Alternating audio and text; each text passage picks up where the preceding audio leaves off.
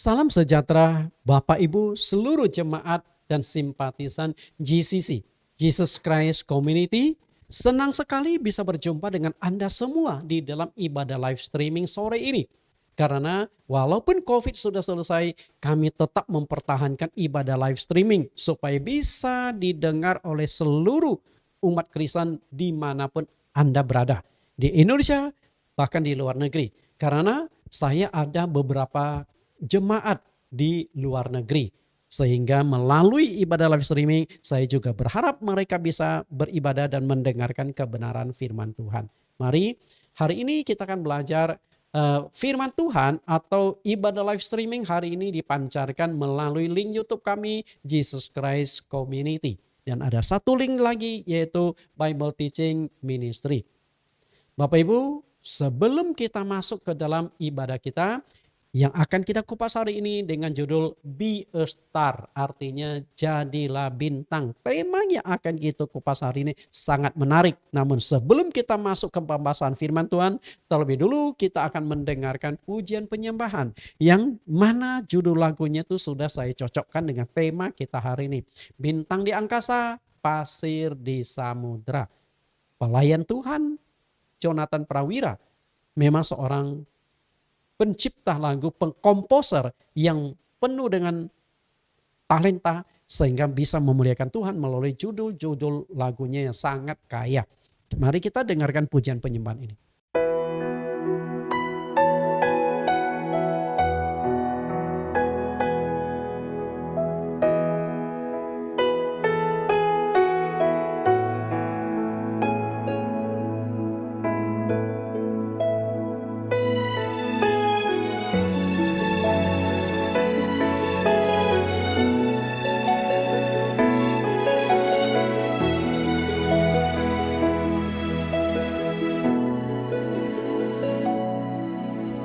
Di setiap perjalanan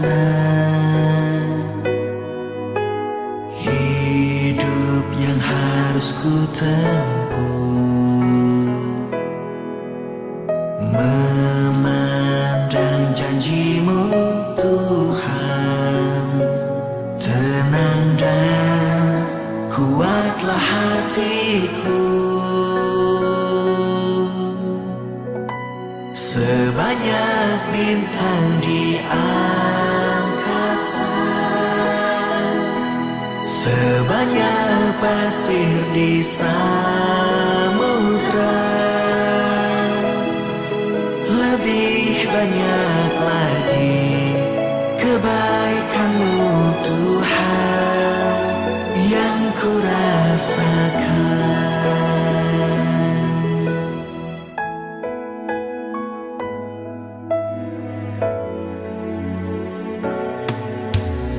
Di setiap perjalanan hidup yang harus ku tempuh, memandang janji-Mu Tuhan, tenang dan kuatlah hatiku. Sebanyak bintang di angkasa, sebanyak pasir di samudra, lebih banyak lagi kebaikan-Mu Tuhan yang ku rasakan.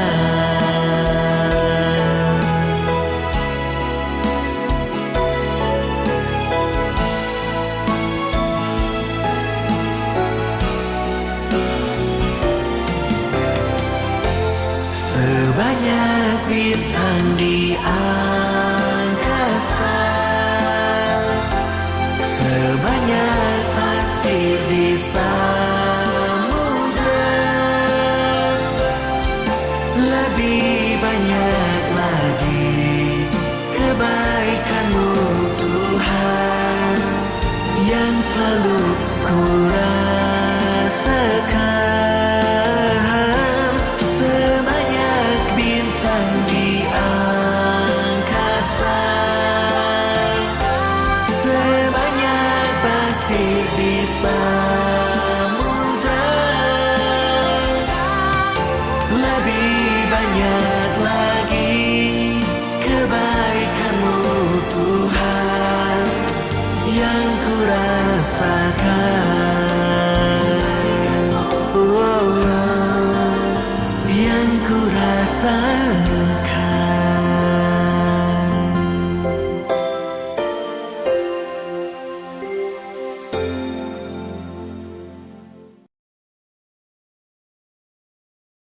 Bapak Ibu, kita sudah mendengarkan pujian penyembahan bintang-bintang di angkasa dan pasir di samudra. Supaya kita menjadi bintang-bintang di dunia dan bintang-bintang di langit. Kita akan berdoa sebelum kita mendengarkan kebenaran firman Tuhan pada saat ini. Mari kita tundukkan kepala kita akan berdoa. Di dalam nama Tuhan Yesus Kristus kami berdoa. Tuhan, terima kasih Engkau tetap menjaga kami, memberkati dan melindungi kami. Sehingga saat ini kami bisa kembali beribadah secara live streaming atas kemurahan Engkau. Hari ini kami akan mengupas satu topik firman Tuhan sebagai kebenaran untuk memotivasi seluruh jemaat-Mu, yaitu menjadi bintang atau be a star. Supaya kami hidup di dalam dunia bukan asal-asalan, hidup tanpa tujuan, hidup tanpa makna. Karena Engkau sendiri pun menghendaki manusia hidup punya prestasi, hidup punya tujuan dan untuk kemuliaan Engkau. Pimpin kami Tuhan, buka hati dan pikiran kami untuk memahami kebenaran saat ini. Di dalam nama Yesus Kristus kami siap mendengarkan firman Tuhan. Amin. Bapak Ibu, judul yang akan kita kupas pada hari ini adalah Be a Star. Jadilah bintang. Satu tema firman Tuhan yang inspiratif, menguatkan dan juga memotivasi kita untuk menjadi orang yang hidupnya bukan asal-asalan. Karena Tuhan tidak suka hidup asal numpang lewat. Perhatikan gambar yang satu ini Bapak Ibu. Gambar animasi ini memberikan satu gambaran seorang pekerja kantor yang menapak setahap semakin tinggi. Artinya itu apa? Tuhan yang kita sembah adalah Tuhan yang memiliki visi dan misi yang jelas. Tuhan yang bekerja penuh dengan rancangan. Artinya Tuhan kita adalah Tuhan yang penuh dengan planning, jangka panjang, bukan stagnan. Tapi Tuhan yang terus berkembang dan terus bertumbuh. Kita lihat Yesaya 55 ayat 8-9. Karena itu Tuhan juga merancangkan masa depan yang indah bagi setiap orang. Di Yeremia 29 ayat yang ke-11. Oke. Yeremia 29 ayat 11. Kita akan coba lihat. Yeremia 29 ayat 11. Sebab aku ini mengetahui rancangan-rancangan apa yang ada padaku mengenai kamu. Demikianlah firman Tuhan, yaitu rancangan damai sejahtera dan bukan rancangan kecelakaan. Perhatikan ya, artinya Tuhan tidak pernah merancangkan yang jahat. Tuhan tidak pernah merancangkan yang buruk, merancangkan kecelakaan dan kebinasan untuk manusia. Tapi Tuhan merancangkan yang terbaik dan memberikan masa depan yang penuh harapan kepada manusia. Berarti kalau di dalam hidupmu Anda gagal, Anda mengalami masalah, kesulitan, penderitaan. Kalau berdasarkan ayat ini, Anda tidak boleh komplain Tuhan. Tuhan tidak membuat Anda hidupnya hancur. Dan jika hidupmu bermasalah, hancur-hancuran, kecewa dan sebagainya, bukan salah Tuhan. Mungkin engkau keluar dari rancangan Tuhan. Ibarat rel kereta. Kalau kereta itu lokomotifnya tetap ikut rel, dia akan sampai stasiun. Tapi ketika lokomotif keluar dari rel, maka seluruh gerbong yang ada di belakangnya itu ikut masuk ke sawah. Keluar dari rel, hancur. Betul? Demikianlah Allah. Allah merancangkan masa depan yang terbaik. Tapi masalahnya adalah Allah sudah merancangkan masa depan untuk setiap orang. Anda ikuti rancangan Tuhan atau keluar dari rancangan Tuhan. Adam dan Hawa, kenapa bisa dikutuk, diusir dari Taman Eden? Karena mereka keluar dari rancangan Tuhan. Di rancangan Tuhan, Tuhan berkata, semua pohon dalam taman ini boleh kau makan buahnya dengan bebas. Itu rancangan Tuhan. Rancangan yang tinggal nikmati, rancangan tinggal memetik hasil yang Tuhan ciptakan. Tapi di sini bukan rancangan Tuhan. Tuhan berkata, janganlah engkau makan buah pengetahuan baik dan jahat. Karena kalau engkau makan pada hari engkau memakannya pasti engkau mati. Nah ini bukan rancangan Tuhan. Tapi sayangnya manusia karena pengaruh iblis masuk keluar dan akhirnya menyimpang dari rancangan Tuhan. Melanggar perintah Tuhan makan buah pengetahuan baik dan jahat. Akibatnya apa? Hukuman datang, kutukan datang, sanksi datang, bahkan Dalam hal ekonomi, Tuhan berkata kepada Adam di Kejadian pasal 3:19, dengan jerih payah engkau akan mencari rezekimu seumur hidupmu, dari semak duri sebagainya, dari sampai engkau kembali lagi menjadi tanah, karena dari situlah engkau diambil. Artinya manusia harus berjerih lelah berjuang seumur hidup sampai mati karena keluar dari rancangan Tuhan. Namun apakah masa depan yang penuh harapan itu atau kesuksesan bisa terwujud jika manusia itu pasif? Artinya tidak mau bekerja, malas berusaha. Apakah bisa? Memang di Yeremia 29:11 Tuhan merancangkan masa depan. Tapi masa depan itu tidak akan tercapai kalau engkau tidak ada upaya. Berarti harus ada bagian Allah dan bagian Anda. Bagian Allah adalah Allah sediakan berkat-berkat. Bagian Anda adalah mendapatkan berkat-berkat yang sudah Allah sediakan. Bisa tangkap? Karena jika Anda hanya beriman saja, berdoa saja, engkau akan berhasil, engkau akan kaya. Anda tahu nggak siapa yang berhasil dan kaya di dunia? Anda tahu? Pendeta. Yang siang malam berdoa. Anda mungkin jam 12 malam sudah tidur, ngorok, peluk, guling. Mungkin pendetanya masih berdoa, Tuhan engkau berkati gereja ini, Tuhan kau sembuhkan jemaat ini, sembuhkan jemaat itu, Tuhan kau selesaikan masalah jemaat ini. Masih berdoa. Saya jadi pendeta sudah 30 tahun lebih. Siang sering berdoa, malam juga berdoa. Belum pernah sekalipun saya lagi berdoa di tengah malam jemaat lagi ngorok. Haleluya, haleluya, puji Tuhan. Supaya tiba-tiba pluk jatuh 1 kilo emas dari langit. Belum pernah. Okay? Artinya hanya dengan iman dan doa saja engkau tidak akan bisa berhasil. Tetap engkau harus bekerja, harus berusaha. Maka ada kalimat yang mengatakan ora et labora. Bekerja dan berusaha, bekerja dan berdoa. Bekerja dan berdoa. Ora et labora. Artinya satu sisi kita terlibatkan Tuhan, tapi sisi lain kita juga perlu ada upaya, ada usaha. 1 Timotius 4:15. Perhatikanlah semuanya itu, hiduplah di dalamnya supaya kemajuanmu nyata kepada semua orang.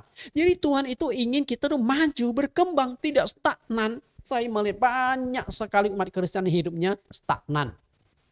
Katakanlah dia jual bakso gerobak. Sekali bakso gerobak, selamanya bakso gerobak. Ini kan artinya Anda tidak maju. Mestinya dari bakso gerobak, lalu Anda mulai buka kios. Nah, nanti kios berapa tahun berkembang jadi buka restoran bakso. Sampai franchise bakso. Kalau bakso mau enak. Nah, itu yang dikehendaki oleh Tuhan. Bukan stagnan. Artinya Tuhan yang Anda sembah menghendaki Anda berkembang. Coba perhatikan bayi ini. Awalnya dia merangkak naik ke tangga. Harus bertumbuh. Kalau bayi itu dari 1 tahun umur segitu. Tahun kedua segitu. Tahun ketiga sampai 10 tahun sebagainya. Itu bayi cacat. Bayi cacat. Tapi banyak orang secara kehidupannya cacat, tidak pernah bertumbuh, tidak pernah berkembang. Artinya kita tuh harus berkembang, harus semakin maju dalam usaha dan pekerjaan, maju dalam pendidikan, pengetahuan. Semua orang yang bersekolah pasti ingin naik kelas, betul? Kalau sekolah mau naik kelas, kenapa pekerjaan tidak berusaha kita kembangkan naik kelas juga? Keluarga atau pasangan yang belum menikah, ingin menikah, yang sudah menikah, bisa nggak membenahi keluarga semakin berkembang?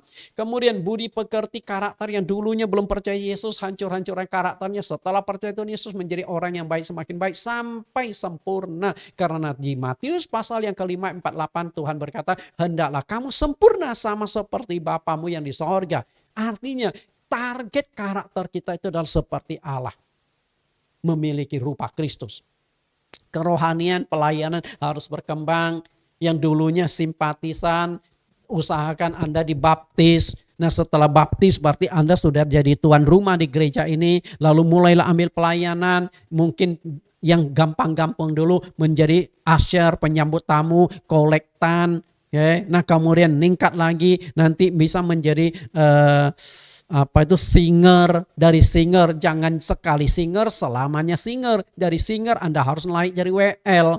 Nah, kemudian bisa jadi pemain musik, yang tidak bisa main musik jadi pemain musik. Sampai suatu harap saya berharap seluruh jemaat JCC jadi pendeta. Oke, bisa nangkap? Kalau seluruh jemaat JCC jadi pendeta, saya tinggal utus. Kamu ke sini, kamu ke sini ya. Banyak jiwa yang akan dimenangkan. Artinya kita harus naik, bertumbuh, jangan stagnan. Selain campur tangan Allah, sukses tidaknya seseorang sangat ditentukan oleh mentalitas orang itu. Jadi gagal suksesnya manusia itu mentalitas menentukan. Dan ketika bicara mentalitas manusia, mentalitas terbagi menjadi 3 kategori. Kita lihat 3 kategori mental manusia. Yang pertama, kategori pertama adalah rusak total. Lalu di atas rusak total rata-rata. Di atas rata-rata ini yang disebut bintang. Makanya khotbah saya hari ini, be a star, jadilah bintang. Artinya Anda itu harus naik. Oke, kita lihat rusak total. Rusak total kalau bisa diperbaiki, naiklah rata-rata. Dari rata-rata kalau bisa dikembangkan, jadilah bintang. Kita lihat rusak total. Ini adalah sikap mental pemalas, pesimis dan apatis. Nah, yang namanya rusak total adalah mentalitas model demikian sudah tidak bisa diperbaiki. Maka disebut rusak total. Total artinya sudah finish. Sudah nggak bisa diapa-apain lagi. Akibatnya orang tersebut akan selalu gagal dan miskin seumur hidupnya. Rusak total. Ibarat nih, Anda punya sebuah jam tangan. Nah, jam tangan itu mungkin kerendam air sehingga tidak berfungsi, setelah dicek ternyata sudah rusak total, sudah berkarat, tidak ada gunanya, dibuang. Artinya sudah nggak bisa diperbaiki.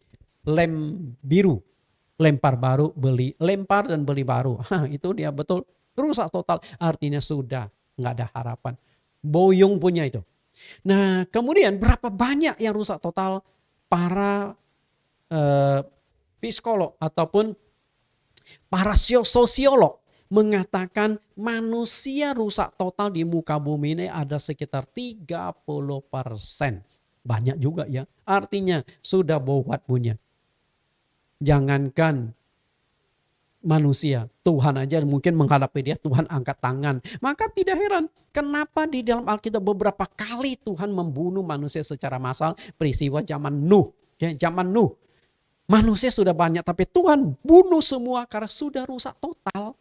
Lalu Tuhan pernah tunggang-balikan kota Sodom Gomora. Sebenarnya ada 4 kota yang ditunggang-balikan oleh Tuhan. Sodom, Gomora, Zeboim dan Adma. 4 kota dihancurkan. Kenapa sampai demikian? Karena sudah rusak total. Mentalitas mereka, dosa sudah hancur-hancuran. Dan Tuhan tunggang-balikan gak tanggung, termasuk anak-anak.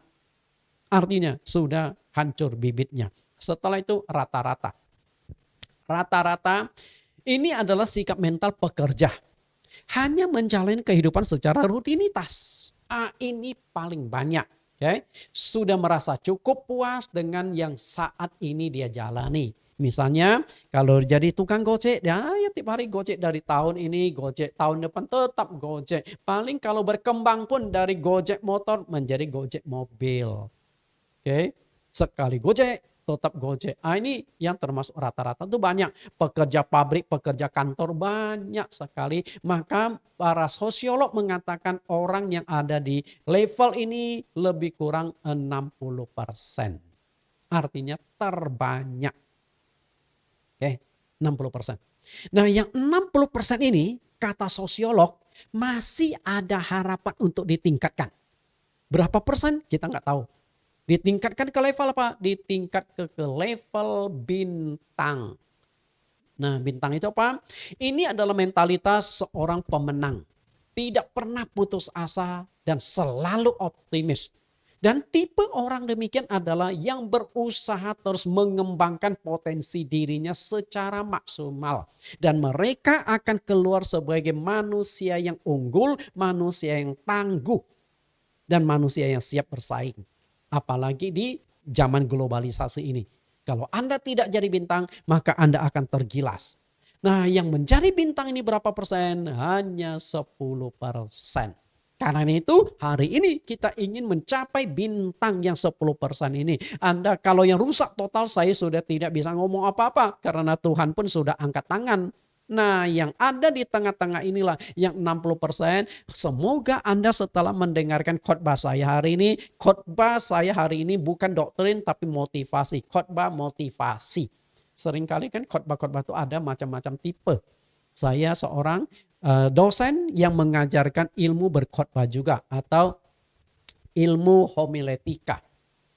Banyak hamba-hamba Tuhan juga yang pernah saya berikan teknik berkhotbah lewat Zoom. Mungkin suatu hari saya akan adakan lagi karena sempat ada puluhan pendeta yang ikut pelajaran Zoom bagaimana teknik khotbah yang baik. Nah, kita lihat tentang menjadi bintang yang 10%. Allah ingin semua umat Kristen menjadi bintang atau star. Karena itu umat Kristen harus memiliki etos kerja yang baik. Harus mengembangkan diri. Filipi pasal 2:14. Lakukanlah segala sesuatu dengan tidak bersungut-sungut dan berbantah-bantah. Nah, perhatikan ini penting nih. Engkau ketika melakukan sesuatu jangan bersungut-sungut. Ini bukan tugasku. Ngapain kita capek-capek. Toh kita kerja capek. Gajinya juga sama. Ini sikap mental yang kembali lagi mental 60% itu. Memang mau bekerja, tapi dia nggak mau bekerja lebih. Artinya kalau bos katakan kerja sehari 8 jam, ya 8 jam. Dia nggak mau tahu lagi. Ketika bos datang, tolong dong kamu lembur ya. Pak, saya punya jam kerja sehari sesuai perjanjian ini. Lalu dia tanya, lembur dapat duit nggak bos? Udahlah jangan banyak hitung-hitungan. Lembur nggak dapat tunjangan, nggak dapat duit. Ya sudah nggak jadi lembur dia pulang. Kecuali kalau bos katakan lembur, ya nanti kasih uang tambahan. Nah mungkin kerja dia. Artinya ini gambaran manusia upahan. Kalau diupah dia bekerja, kalau nggak diupah dia nggak bekerja. Karena itu kalau memang Anda bos itu menghendaki Anda bekerja, kan nggak setiap hari lembur kan. Mungkin ada proyek yang harus dikejar, ya udah Anda kerjakan tanpa meminta imbalan. Saya percaya Anda akan dipromosikan bos. Nah ini sikap mental demikian. Ayat 15, supaya kamu tiada beraib dan tiada bernoda. Sebagai anak-anak Allah yang tidak bercela di tengah-tengah angkatan yang bengkok hatinya dan yang sesat ini. Sehingga kamu bercahaya di antara mereka seperti bintang-bintang di dunia. Perhatikan, kamu bercahaya di antara mereka. Di antara mereka itu artinya yang 60% itu. Katakanlah dalam sebuah perusahaan ada 100 karyawan. Yang rusak total, nggak mungkin jadi karyawan yang 100 orang ini, oke? Nah yang 100 orang ini adalah yang mental rata-rata. Tapi dari 100 orang itu mungkin ada beberapa orang, salah satunya mungkin Anda yang ingin jadi bintang. Artinya Anda ingin lebih berkembang lagi. Anda tidak ingin jadi karyawan, sekali karyawan tetap karyawan. Anda ingin suatu saat menjadi pimpinan sampai Anda menjadi pemilik perusahaan kalau perlu.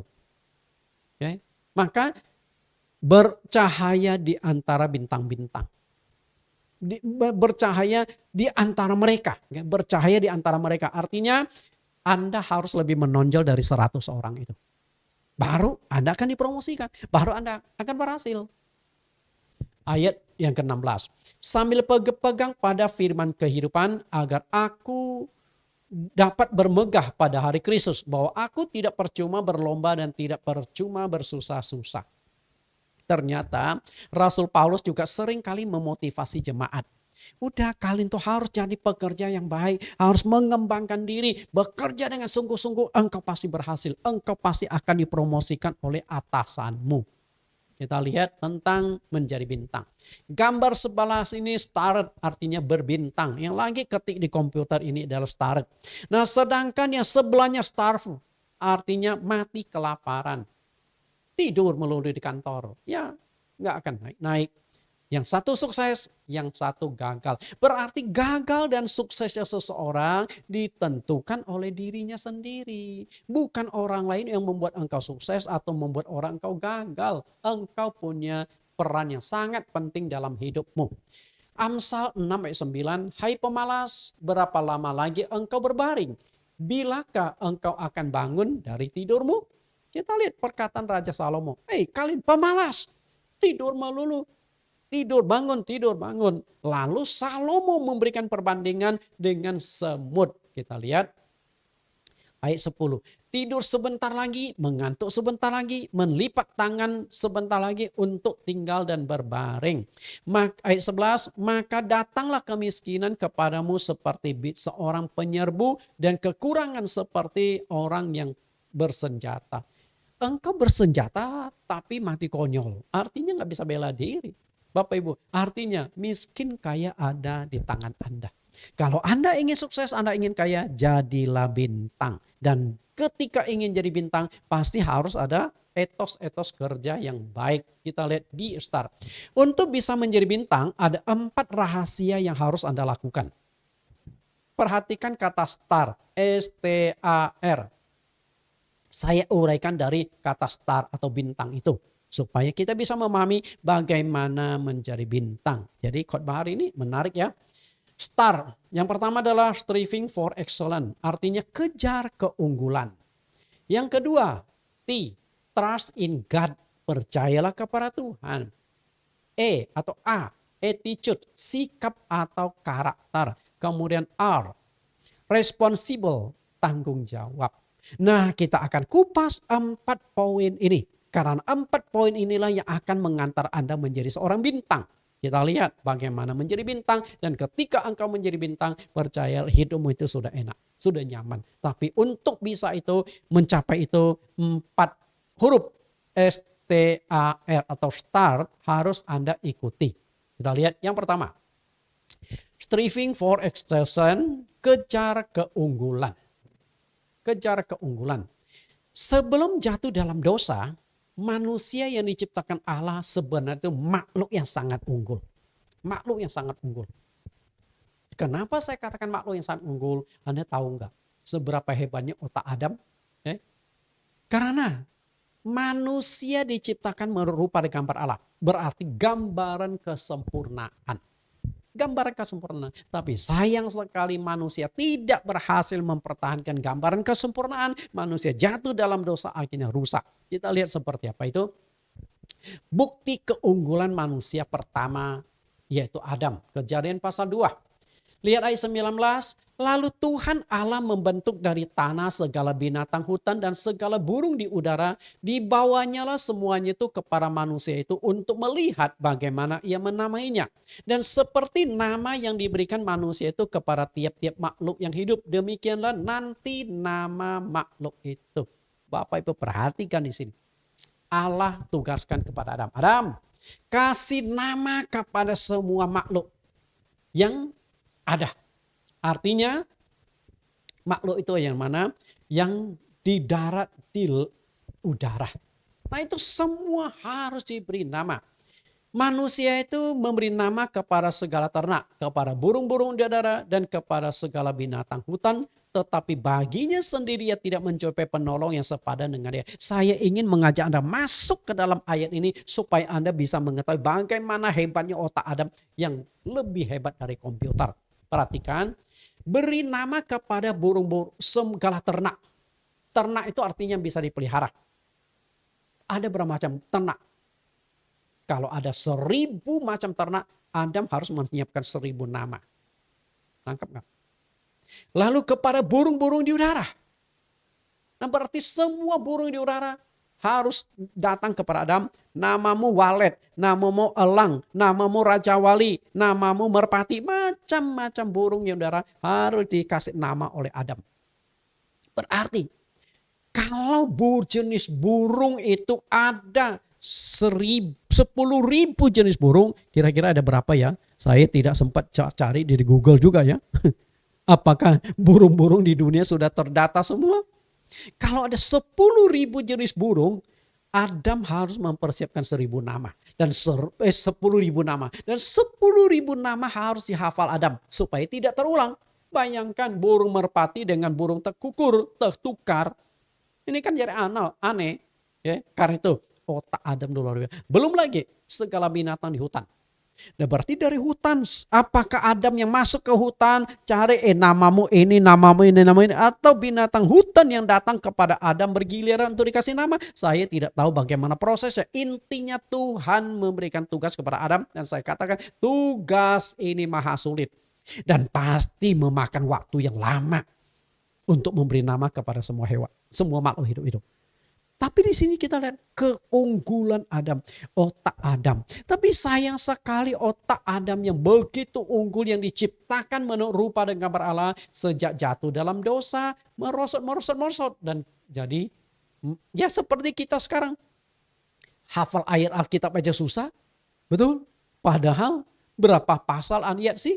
Lebih sulit mana? Menghafal ayat Alkitab atau menghafal nama binatang? Ya, yang jumlahnya nggak tanggung-tanggung. Oke, karena itu kejar keunggulan. Agar bisa menjadi manusia unggul, Anda tidak boleh asal bekerja dan asal bertahan. Yang asal bekerja dan bertahan itu adalah mereka yang rata-rata. Pokoknya saya tiap bulan gaji ya begitu. Dia nggak akan berusaha menyenangkan bos.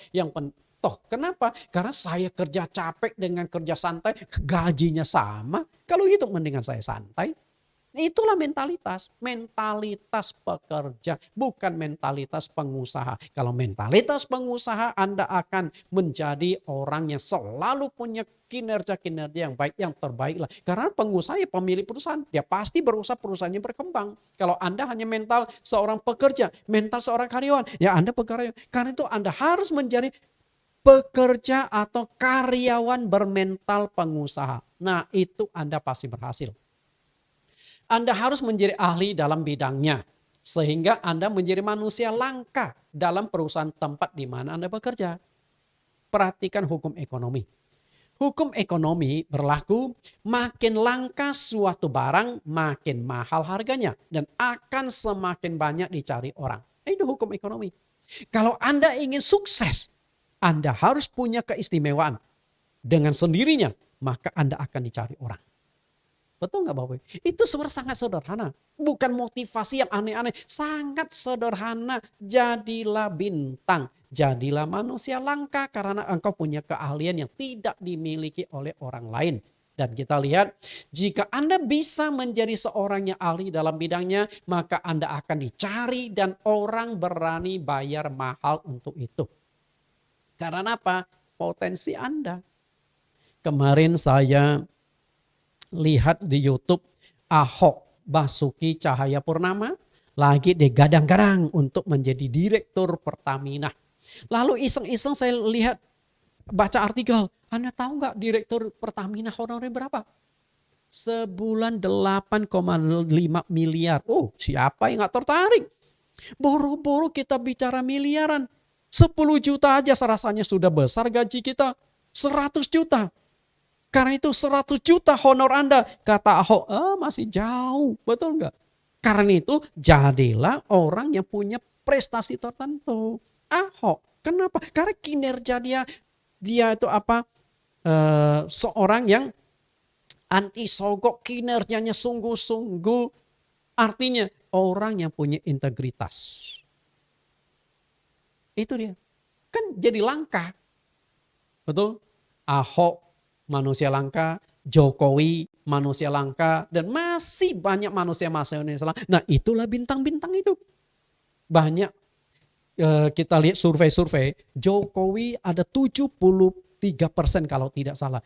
Tidak ada satupun presiden di dunia yang bisa mencapai angka kepuasan dari masyarakat 70% lebih. Presiden Amerika kalah. Presiden China juga kalah.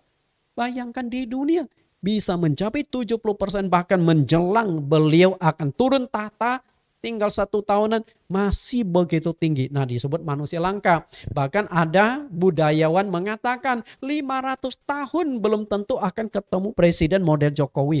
Aduh, luar biasa kan? Apakah harus tunggu 500 tahun baru muncul Jokowi versi kedua? Nah, itu dia manusia langka. Jadi, manusia langka dia akan menjadi bintang. Kita lihat 1 Raja-Raja 7:13.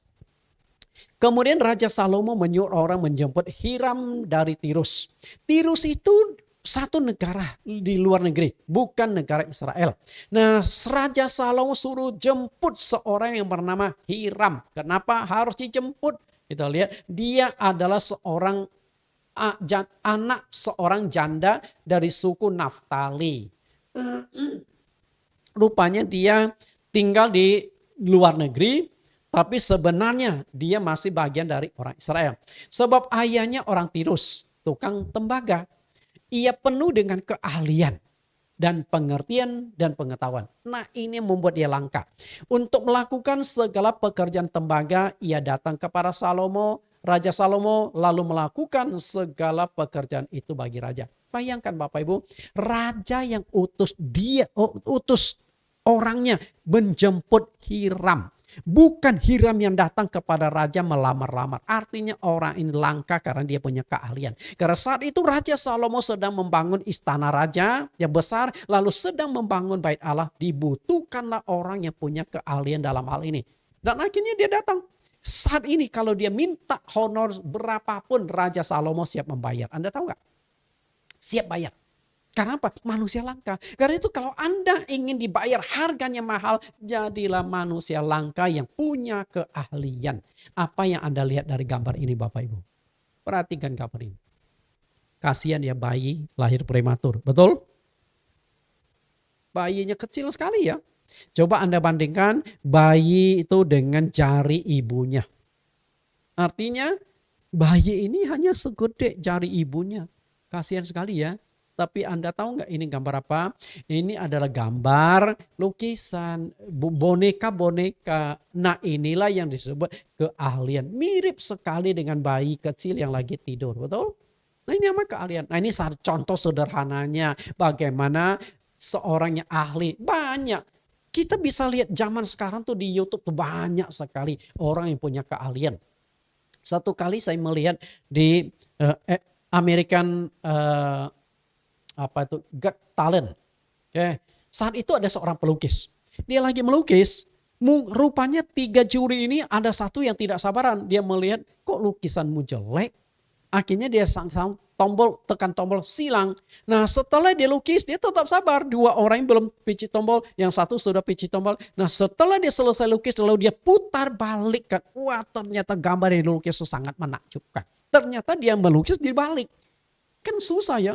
Makanya juri yang satu ini apaan yang kamu gambar? Karena dia lihatnya terbalik. Tapi begitu selesai dia lukis, dia putar balik. Akhirnya juri ini berkata, waduh gua nyesel terlalu cepat menekan tombol. Nah, ini dia masalahnya Bapak Ibu. Keahlian. Kalau Anda punya keahlian, Anda pasti dicari orang. Menjadi ahli dalam bidangnya. Segelintir orang di dunia memiliki keahlian dalam bidang tertentu. Sehingga mendapat hak paten. Kalau Anda sudah pegang hak paten, itu sudah enak. Anda bisa jual paten Anda, bisa pegang dan bisa wariskan hak paten Anda kepada anak cucu Anda. Kiat menjadi ahli dalam suatu bidang, berani tetapkan suatu standar atau impian. Anda harus punya impian. Kalau Anda tidak punya impian, Anda tidak akan bisa. Saya sebagai hamba Tuhan pun punya impian-impian besar. Bahkan salah satu impian saya adalah saya akan punya sebuah gedung yang tinggi di mana saya bisa mengembangkan yayasan saya bisa kembangkan gereja saya. Karena saya punya impian suatu hari saya akan memiliki banyak dana-dana untuk membantu masyarakat. Saya punya satu yayasan namanya Yayasan Servia. Saat ini kami sedang mengupayakan dana dari luar negeri untuk kemanusiaan. Nah, yayasan kami sudah pernah melakukan 5 kali bakti sosial. Setiap kali baksos kami bagikan 1.000 paket. Jadi 5 kali baksos itu kami sudah habis 700 juta rupiah. Terutama di masa COVID. Di masa COVID itulah kami seringkali bagi sembako mereka yang membutuhkan. Dan impian saya, suatu hari saya bisa memiliki gedung apartemen yang harganya murah. Kemudian ada rumah jompo, rumah sakit. Itu impian. Boleh nggak mimpi? Boleh, nggak bayar kok mimpi. Bahkan saya punya gedung perkantoran yang bisa disewakan dan di atasnya itu saya akan buat sebuah gereja. Gedungnya pun nama gedungnya sudah saya siapkan, GCC. Kalau GCC kan singkatan Jesus Christ Community, nama gereja kan. Nah, gedungnya pun namanya GCC, Jakarta Community Center. Itu kan luar biasa, GCC, Jakarta Community Center. Betul? Itulah impian. Semua orang boleh bermimpi. Berani mencoba atau mewujudkan impian menjadi kenyataan. Kalau hanya bermimpi tidak mau bekerja, nggak akan jadi. Karena itulah Kami punya yayasan dan yayasan kami berinteraksi dengan banyak di luar negeri dan hanya 2 bahasa, Mandarin dan Inggris. Dan saya kurang kuasai 2 bahasa. Anda tahu nggak, saya mati-matian belajar. Aduh, berjuang. Makanya seringkali saya tidur jam 3 subuh. Karena apa? Ya ingin pengembangan diri Bapak Ibu. Lalu tekun belajar, ilmu pengetahuan tidak ada batasnya. Berkembang dan terus berkembang. Kemudian tidak putus asa, kesulitan selalu terjadi. Mungkin Anda pernah ingat bagaimana Thomas Alva Edison, pencipta lampu ini. Berulang kali dia coba ini, coba itu. Nggak tahu benar atau ceritanya, sampai rambutnya itu banyak rontok. Suatu ketika rambutnya yang rontok karena sudah pusing, cara ini gagal, cara itu gagal. Dia coba sambungkan ke bola lampu, nyala. Nah dari sanalah akhirnya dapat ide untuk membuat serat lampu itu seperti rambut manusia. Coba kita lihat. Ini kan di dalam lampu itu ada serat yang kecil. Nah itulah ide dia. Itu ratusan kali dia mencoba. Itu yang pertama. Lalu yang kedua, trust in God. Tadi mengejar keahlian. Artinya Anda harus menjadi manusia langka yang punya keahlian yang tidak dimiliki oleh orang lain. Yang kedua itu adalah percaya kepada Tuhan, trust in God. Ada 2 unsur yang menjadi penentu kesuksesan. Ya, 2 unsur yang menjadi penentu kesuksesan. Apa itu? Pribadi manusia. Striving for excellence. Artinya Anda berusaha mengembangkan diri, berusaha mengejar kemajuan. Lalu yang kedua adalah Allah Maha Kuasa. Trust in God artinya Anda harus percaya kepada Tuhan karena Dia yang berotoritas atas kehidupan manusia. Syarat sukses. Bersandar pada Tuhan. Kita lihat Amsal 3:5. Percayalah kepada Tuhan dengan segenap hatimu dan janganlah bersandar kepada pengertianmu sendiri. Akuilah Dia dalam segala lakumu, maka Ia akan meluruskan jalanmu. Janganlah engkau menganggap dirimu sendiri bijak, takutlah akan Tuhan dan jauhlah kejahatan. Jelas sekali di sini ya. Percayalah kepada Tuhan dengan segenap hati, bukan setengah hati. Okay? Segenap hati artinya bersandar kepada Tuhan sepenuhnya. Sebelum bekerja, berdoa. Setelah selesai bekerja, berdoa. Aktif ibadah. Aktif dalam pelayanan. Makanya Tuhan katakan di Matius pasal 6 ayat 33, carilah dahulu kerajaan Allah dan kebenarannya, maka semua itu akan ditambahkan kepadamu.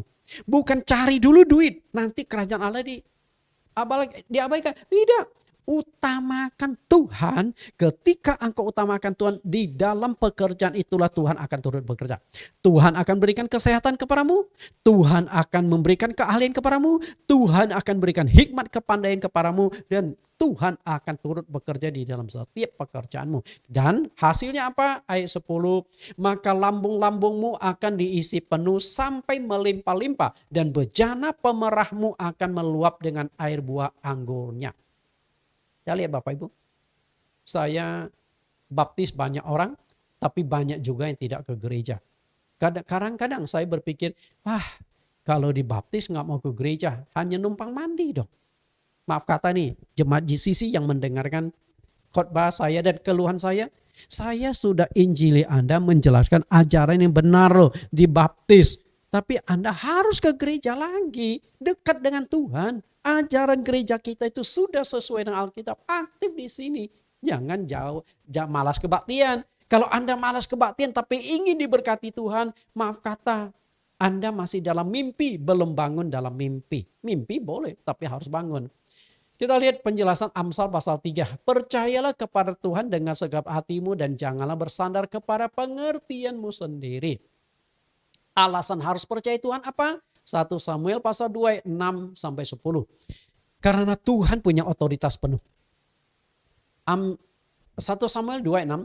Tuhan mematikan dan menghidupkan. Ia menurunkan ke dalam dunia orang mati dan mengangkat dari sana. Kalau Tuhan mematikan dan menghidupkan artinya Anda lahir di mana oleh siapa Tuhan yang punya otoritas. Dan ketika engkau mati, bagaimana cara mati, waktunya kapan, seperti apa kematian bukan ditentukan oleh Anda tapi Tuhan. awal akhir hidup manusia ada di tangan Tuhan. Kalau di tangan Tuhan berarti Tuhan juga yang bisa membuat kita sukses. Tuhan membuat miskin dan membuat kaya. Ia merendahkan dan meninggikan juga, artinya gagal dan sukses itu di tangan Tuhan. Ketika engkau bisa membangun hubungan yang baik dengan Tuhan, engkau pasti sukses. Tapi ketika engkau gagal membangun hubungan yang baik dengan Tuhan, ya sudah selesai. Ayat 8, ia menegakkan orang yang hina dari dalam debu dan mengangkat orang yang miskin dari lumpur untuk mendudukkan dia bersama-sama dengan bangsawan dan membuat dia memiliki kursi kehormatan sebab Tuhan mempunyai alas bumi dan di atas darat. Di atasnya ia menaruh daratan. Perhatikan bagaimana otoritas Tuhan. Kedudukan setiap manusia di tangan Tuhan. Artinya Anda mengincar sebuah posisi di perusahaan, ingat posisi milik Tuhan. Tuhan bisa memberikan kepada Anda ketika engkau membangun hubungan baik dengan Tuhan. Siapa yang menyangka Jokowi seorang tukang mebel di Jawa Tengah, di Solo bisa menjadi orang RI1, bahkan menjadi orang yang sangat hormati dan disegani di dunia? Tuhan sanggup. Makanya waktu Jokowi baru dicalonkan sebagai presiden, banyak yang melecehkan dia. Nah, siapa sih? Bahkan ada yang mengatakan tukang andong mau menjadi presiden. Anda tahu yang mengatakan tukang andong mau menjadi presiden malahan jadi menterinya Jokowi. Makanya jangan suka hina orang. Karena apa? Tuhan bisa loh mengangkat orang yang kita anggap tidak ada apa-apa. Suatu hari Tuhan angkat dia menjadi sangat tinggi. Enggak menyangka. Dia punya otoritas. Ayat 10, langkah kaki orang-orang dikasihnya dilindunginya. Tetapi orang fasik akan binasa dalam kegelapan. Sebab itu bukan karena kekuatannya sendiri seorang berkuasa. Perhatikan, bukan kehebatan engkau berkuasa loh. Tuhan yang mengangkat loh. Tuhan yang menjadikan engkau berhasil loh. Karena itu jangan sombong. Bangun hubungan dengan baik dengan Allah dan rendah hati. Lalu ayat 10, orang yang berbantah dengan Tuhan akan dihancurkan, atas mereka yang mengguntur di langit. Tuhan mengadili bumi sampai ke ujung-ujungnya, memberi kekuatan kepada raja yang diangkatnya dan meninggalkan tanduk kekuatan orang yang diurapinya. Udah, nggak usah berbantah dengan Tuhan. Dia yang bisa membuat engkau sukses dan dia juga bisa yang membuat engkau gagal.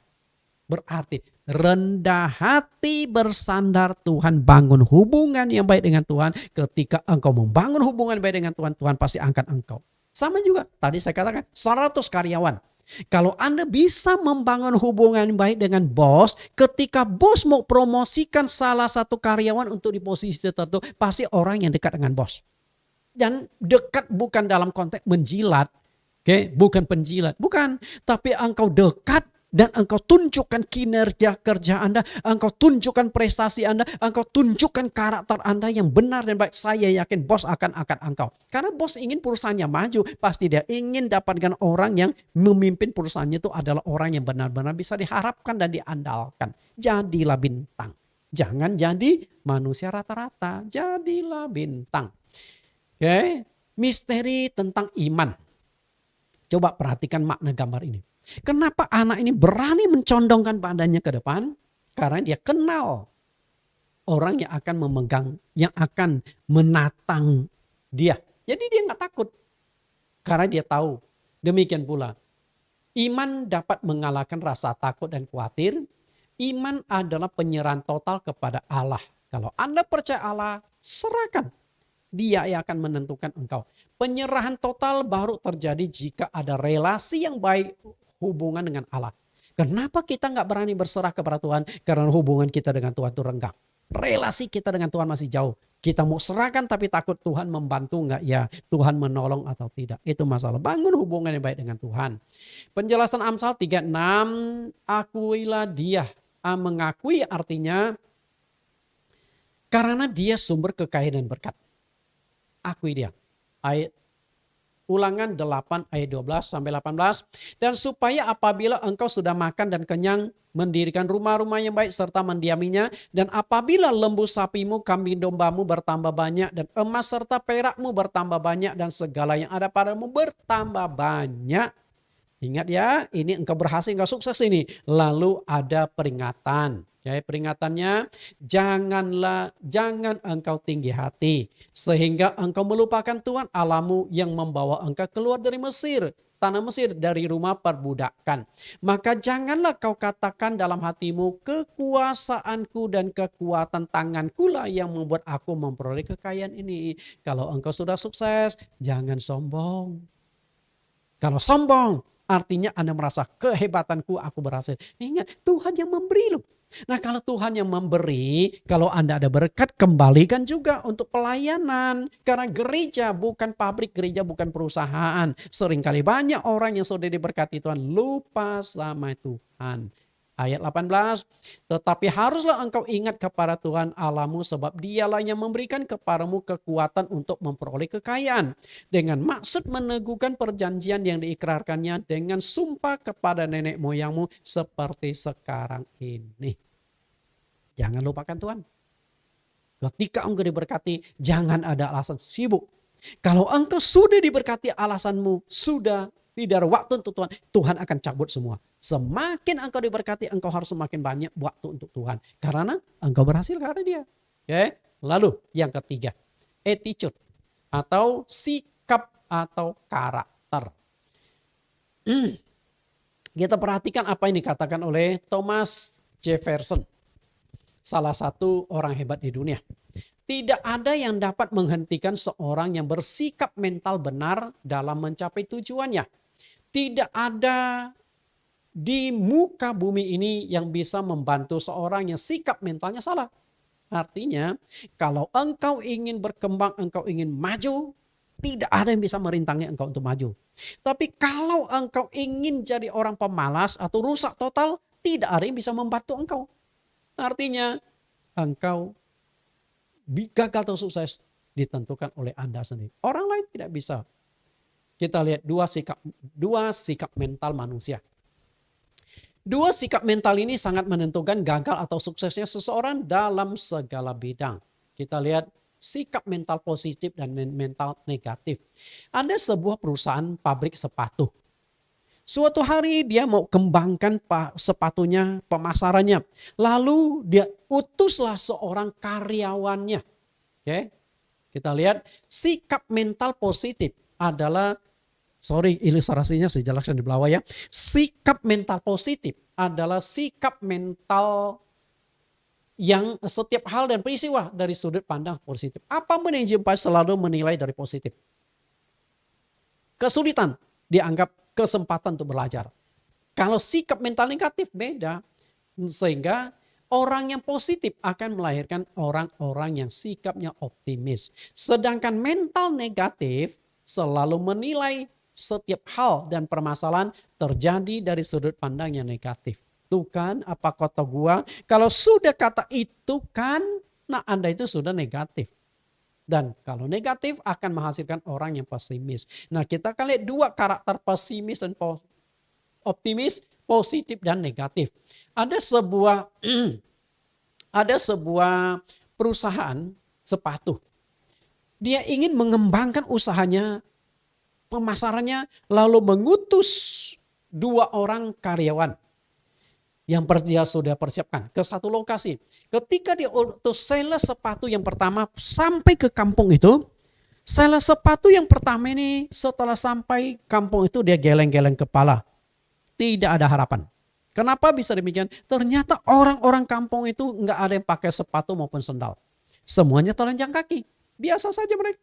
Sehingga dia beranggapan kalau jual sepatu dan sendal di sini tidak akan laku. Nah setelah 1 minggu dia survei, catat laporan-laporan, kembali ke bos. Lalu dia berkata, bos nggak ada harapan. Lalu dia jelaskan alasannya tidak harapan begini-begini. Ya sudah.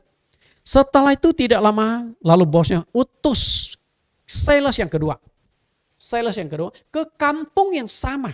Ya, ke kampung yang sama, waktu yang sama. Nah, sales sepatu yang kedua setelah sampai di kampung itu, dia analisa dan sebagainya. Setelah itu dia datang kepada bos dan dia berkata, bos, positif, prospeknya bagus. Nah bosnya kan tanya, kenapa engkau bisa anggapan demikian? Lalu dia berkata, di kampung itu tidak ada yang pakai sepatu. Berarti kita nggak ada saingan, hanya ada kita.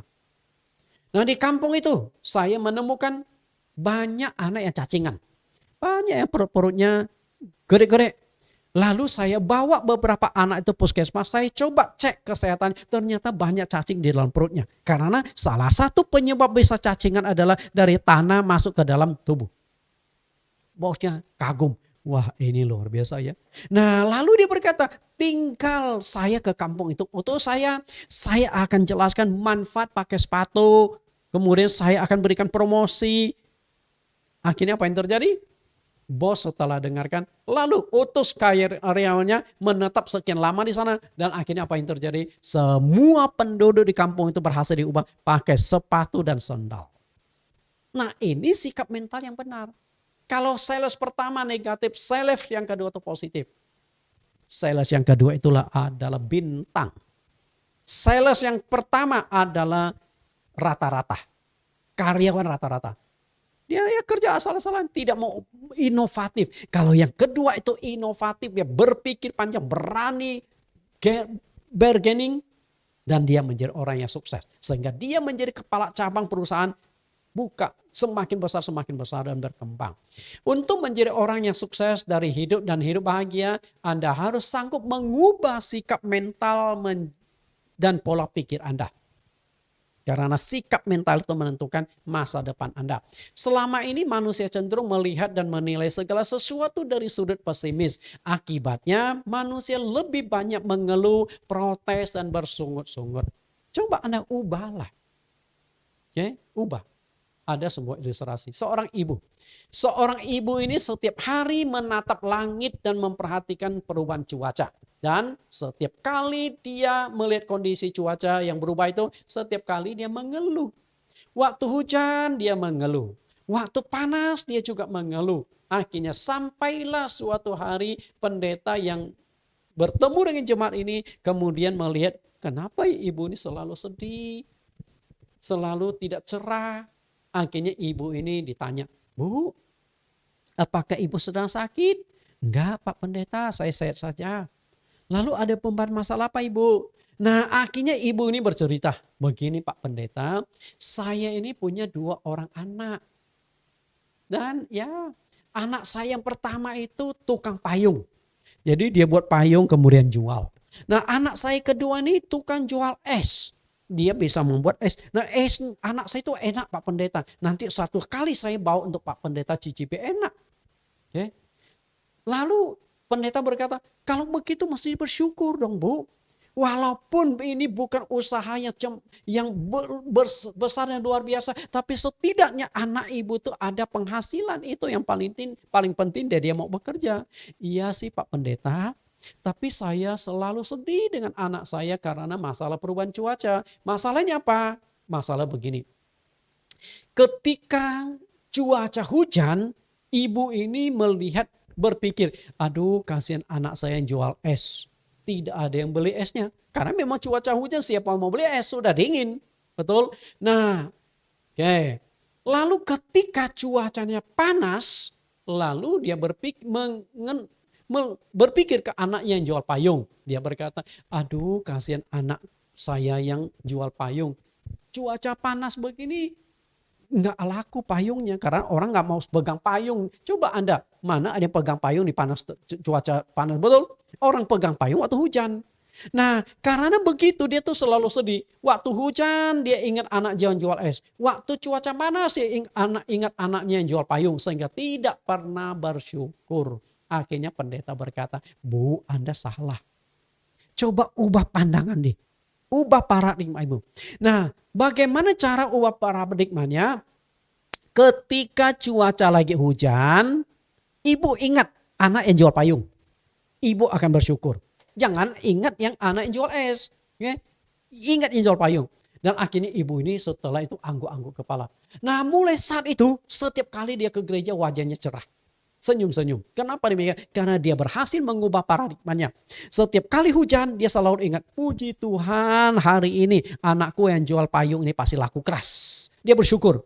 Dan ketika cuaca panas terik, dia ingat, puji Tuhan es yang dijual anakku hari ini pasti laku keras. Nah dengan demikian selalu dia bersyukur dan bersyukur. Karena itulah Bapak Ibu, kalau Anda ingin menjadi orang yang berhasil, ingin menjadi bintang, ubah paradigma Anda.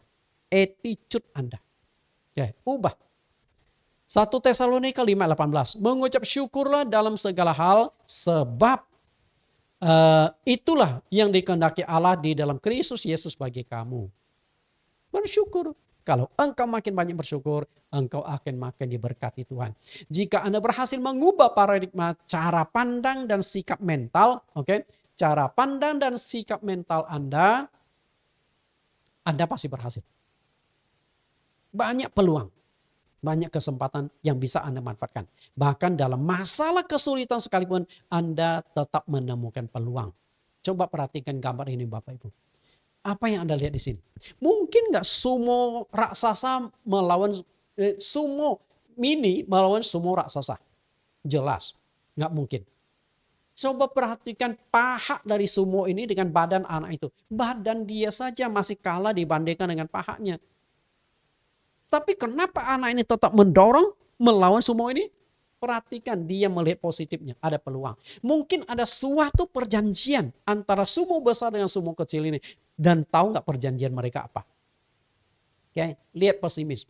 Orang yang pesimis melihat masalah. Melihat, waduh ini sumo gede amat. Waduh jangan ada harapan.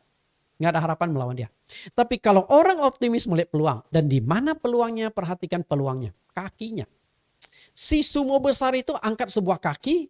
Tidak menginjak tanah, hanya satu kaki. Jadi kaki kiri yang jadi kaki kiri yang diangkat oleh sumo. Dia hanya bertumpu pada kaki kanan. Kalau kaki dia angkat sebuah, berarti keseimbangannya kan kurang, betul?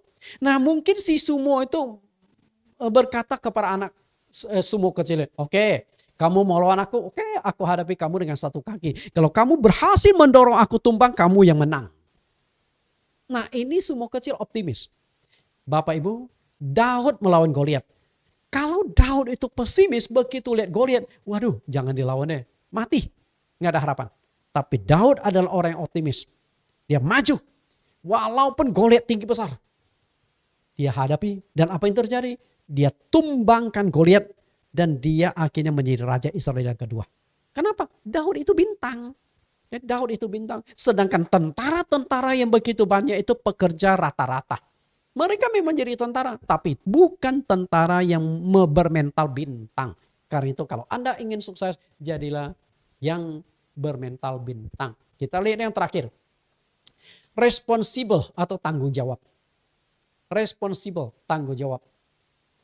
Untuk menjadi bintang sudah 3 hal yang kita pelajari. Hal yang keempat yang paling menentukan adalah, kita lihat yang pertama, striving for excellence, kejar keunggulan. Yang kedua, trust in God, percaya pada Tuhan. Yang ketiga, attitude, sikap mental yang positif. Dan yang keempat, responsible atau tanggung jawab. Nah, yang keempat ini tanggung jawab. Tanggung jawab merupakan unsur yang sangat penting untuk menjadi bintang. Kenapa bisa demikian? Orang yang bertanggung jawab adalah orang yang dapat dipercaya. Setiap pekerjaan ditugaskan kepada dia, beres semua. Dan itu paling menyenangkan. Kita lihat contoh Yusuf. Yusuf adalah orang yang sangat bertanggung jawab. Kejadian pasal 39 ayat 1. Adapun Yusuf telah dibawa ke Mesir dan Potifar, seorang Mesir, pegawai istana Firaun, kepala pengawal raja, membeli dia dari tangan orang Ismail yang telah membawa dia ke situ. Ayat 2, Tuhan menyertai Yusuf sehingga ia menjadi seorang yang selalu berhasil dalam pekerjaannya. Maka tinggallah ia di rumah tuannya orang Mesir itu. Jadi agaknya Yusuf ini setelah dibeli ditempatkan di sebuah mes. Bukan rumah induk. Jadi Yusuf itu selalu datang kerja tapi sangat bertanggung jawab orang ini. Sampai suatu saat bosnya ini, Potifar, wah ini anak muda lain dari yang lain. Potifar itu pasti ada budak-budak lain, gak mungkin hanya Yusuf sendiri. Karena dia pejabat tinggi, pasti usahanya juga banyak, karyawan dia banyak. Nah sampai suatu saat dia amati, wah ini Yusuf ini lain dari yang lain. Lalu dia panggil ke rumah Potifar menjadi orang yang dipercaya. Kita lihat ayat 3. Setelah dia lihat oleh tuannya bahwa Yusuf disertai Tuhan dan bahwa Tuhan membuat berhasil segala sesuatu yang dikerjakannya, maka Yusuf mendapat kasih tuannya. Oh, dia sayang nih karyawan yang satu nih. Dan ia boleh melayani dia. Kepada Yusuf diberikan kuasa atas rumahnya dan segala miliknya diserahkan kepada kekuasaan Yusuf. Bayangkan, Yusuf akhirnya menjadi penguasa atas rumah seluruh harta kekayaan Potifar. Karena apa?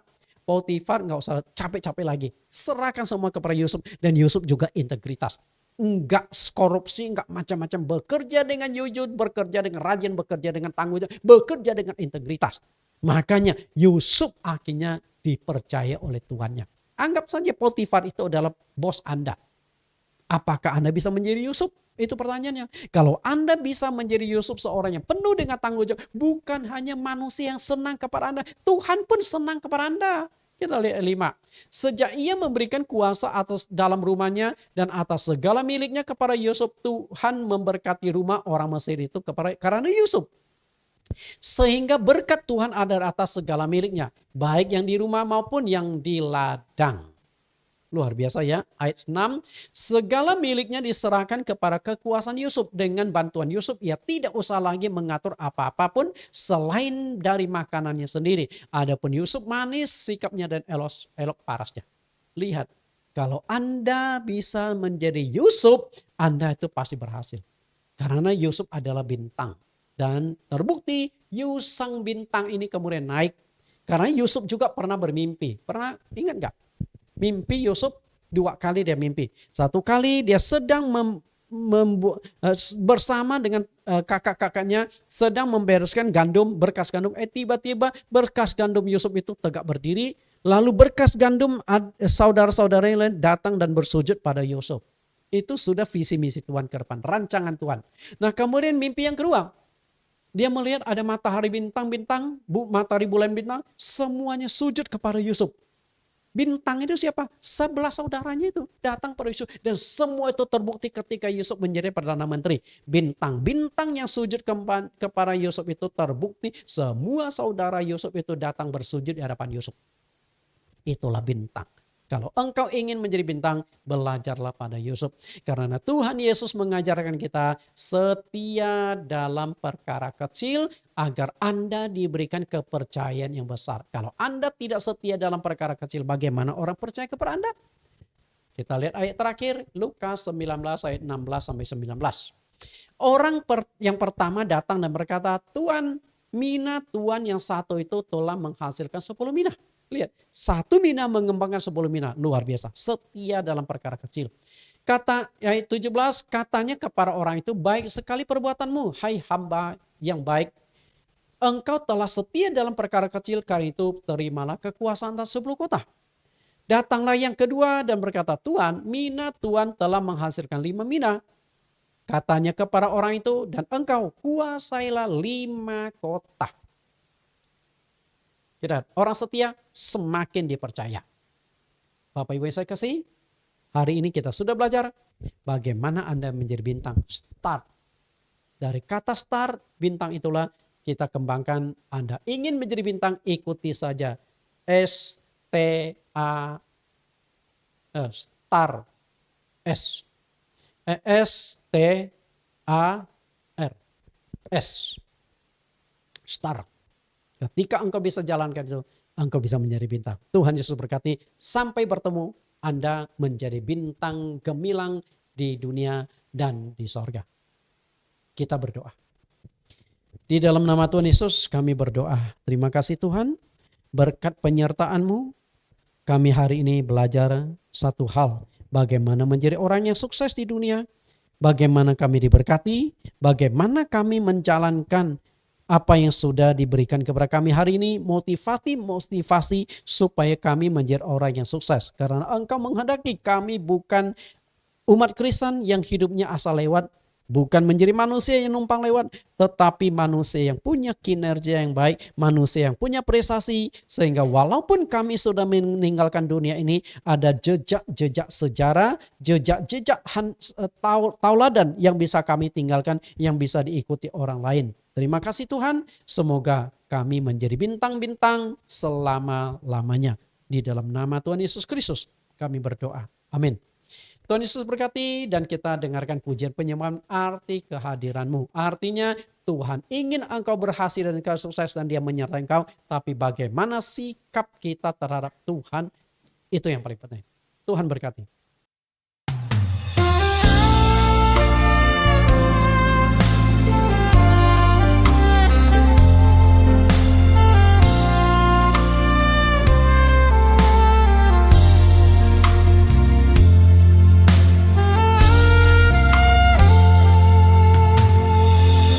Jalanmu tak terselami oleh setiap hati kami, namun satu hal ku percaya, ada rencana yang indah. Tiada terduga kasih-Mu,